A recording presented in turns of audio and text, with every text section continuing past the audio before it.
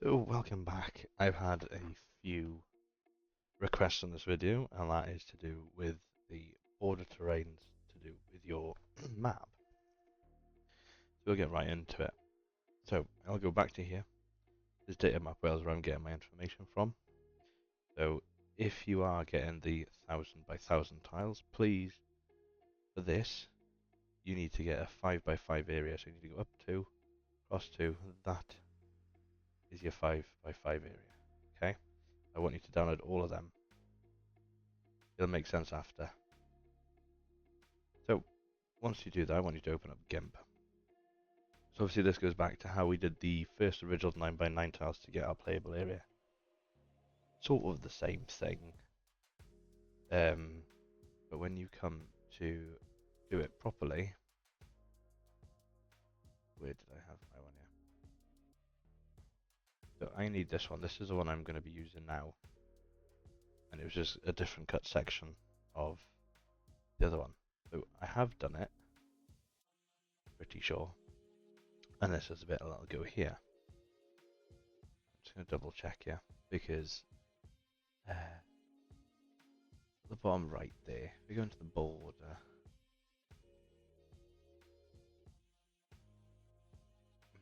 So the bottom left ones, we don't need them. Can't remember if I actually exported the bottom right. No. But there we are, we can do this together. So bottom right, it's already in 16-bit. As you can see here, the set scale. We're going to Control C on it.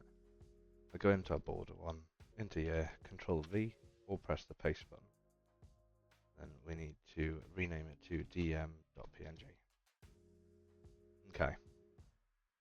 I'm going to start up another giant editor here. And then we're going to open the border one. Open that in here to get the right one.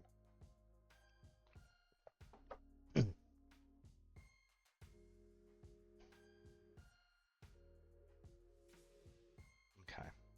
There we are. To get rid of this pink stuff, by the way, just press the terrain on. Quickly flash it over. You don't have to touch anything bad. Just your mouse over it like so. And then come off. Okay. So it is done. So this is the terrain as we want it. But we're just going to zoom out. I'll increase it with a plus to fly out. Just because we need to select the whole thing. Click on terrain. File. Export selection. Put it in the border here. We're going to call it bottom right. So wait for that to export. So because it's the bottom right, I try and name them so we can work everything out correctly. So once that's exporting, we'll start at Blender. So we can start off with that. Okay. So delete the standard one, as we don't need them. Now we need to make a cube. Press N or this arrow here. Down to dimensions, we can do this to 2049 and 2049, and then the center one comes to be 2049. Only because when we zoom out on our view, this is what we're going to be using to displace what we have in this Giants editor, which is currently taking us time to export. So obviously you can scale the Z if you wanted to. We don't need it that big. The smaller it is, the better. But as a brief one, then we can go import to where you have saved everything. So obviously ours is here in bottom right. You double check, still going. So with 500 megabytes, I'm not far off being done. As you can see, it just needs to get to 626 roughly, and we should be done as so. We don't need this now, so we can exit out. and don't save. So bottom right is done. I'll import this in, and now it will be inside this cube. Press Z. So this is bottom right, so we need it to go down here. So the way then I would do this is you click on the cube, we then need to move it this way. Then we can go 1025 and then 1025, but then on the Y put a minus in front and then done. Have I done this wrong? It is the bottom right, sorry. Right, I've done this wrong. Okay, let's just get off that. We don't need to tab there. Okay, so click on the cube. So if this was the playable terrain, this is where it would go. But we need to go to the top right, which is here. So we need to go minus 1025, and then we need to go 1025. And then we have the right one. So that's our playable. Obviously, we can scale the Z on this right the way down, because it's only to keep this terrain. Okay. Now we can go to our modifiers tab, add a modifier. We need the Boolean modifier. We want to do the difference. If you haven't got the best PC, please press these two, so it won't do it in the viewport. You want to do the difference then of the object, and your object is your cube. And we want it to be exact, and leave this as is. And then click apply. Don't touch too much here, because it can damage it, it can crash the program, and then you have to start all over again. So if we can avoid starting over and over and over again, we will.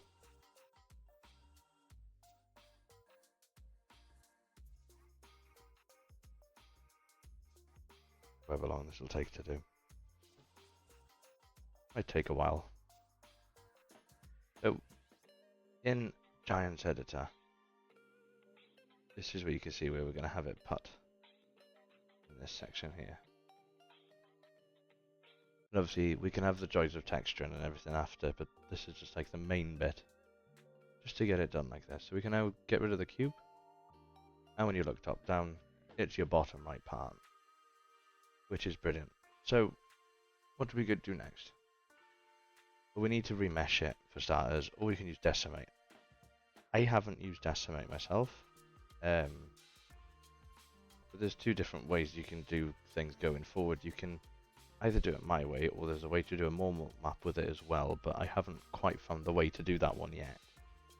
So, as it is here, we will do control save, and just save it, say, as bottom right, my instance, just so it's there in case anything goes wrong. So now we need to go to the data section, and obviously we're on bottom right. We come down to remesh. We want to click on quads. Now we want to quadriflow remesh.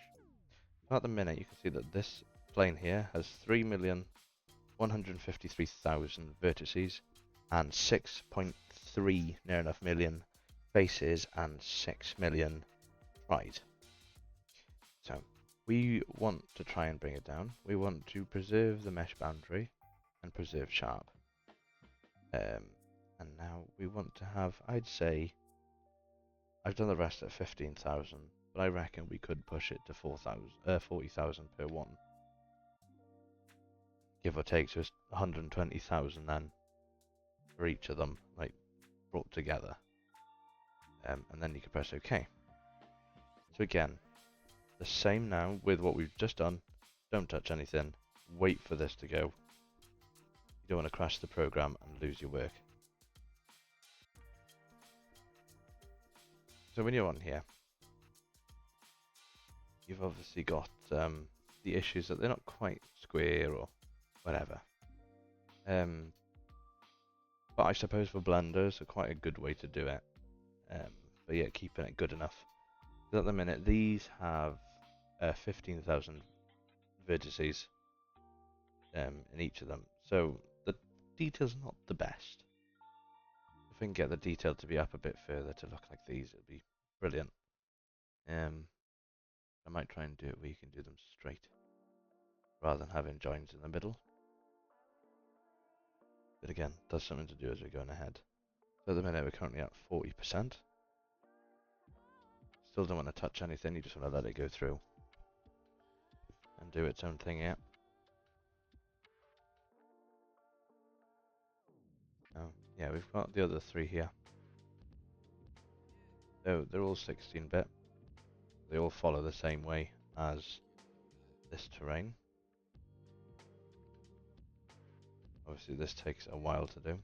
But you never want to do the voxel, by the way. Voxel, if you've got a low-end PC, will crash it straight away. And it's quite frustrating when you've got work done that you don't want to lose. So still on 40%, yeah. Don't want to use too much.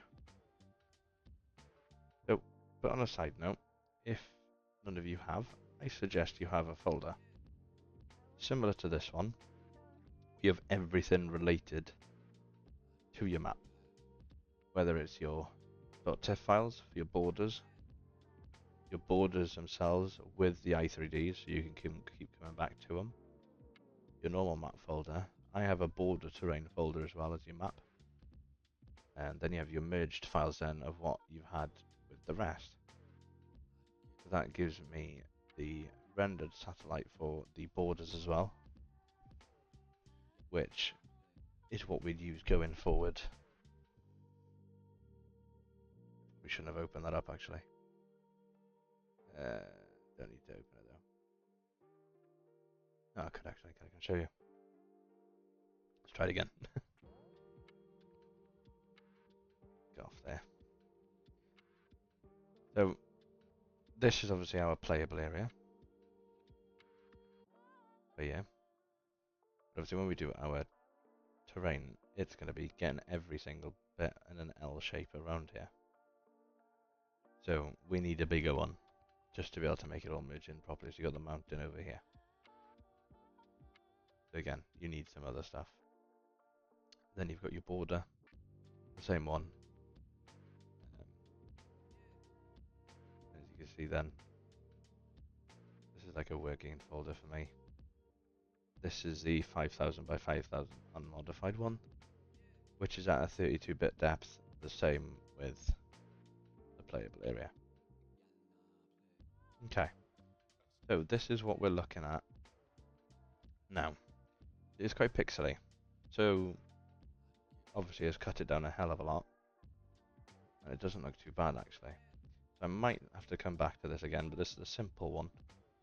I usually do shade smooth just to make it look a bit nicer again. And as you can see, it's got 40,000 there, or 80,000 tries, which is really good going. So to get this into the game, from here, you can add a material to it. So obviously change the colour, make it different to everything else. Leave the rest as it is for the time being. We can come back and do that at a different time. Okay, so your Giant's i3D exporter.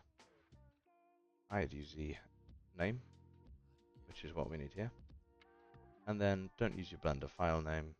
Set it into your border as bottom right, and then set it as the i3D file. Now we can just put export selected. As you see, all done. We Control S. We now do not need Blender open at all. Okay. So as you can see, we're now in Giants Editor. We'll go import. I want to get the bottom right. Right, and now as it's in, brilliant. We can now set it up exactly where we need it to be. Here. So what I tend to say with what we do here, we need to get over here and get rid of the emissive map. It is horrendous. So let's also set this back to white so it can join in with everything else. I also think this is a higher quality one than I've done of the rest, which I can go back and do. So we want to set this to 1025, and this Z needs to be at 1025 also, And then we have a nice border, which has taken us, what, 20 minutes? Which isn't too bad. And texturing them isn't that bad to do either. You can see they just about join up. I might have to redo all these to match, actually. It does actually look a lot nicer. Done. You can add something else on top. It's very close. Not identical, but you can cover that up quite easy. I think it goes right the way around. Even with the rockiness by there. And it's all good. So hopefully that has been a nice insight for you with Blender on how to make borders. I'll keep going into it and delving into it now to make it better and refine it a bit more for you. But that's as quickly as I can do it, and I'll probably stream the rest of them now tonight to see how that goes. So thank you so much for watching. I've been Rod to Mod. I'll see you in the next one.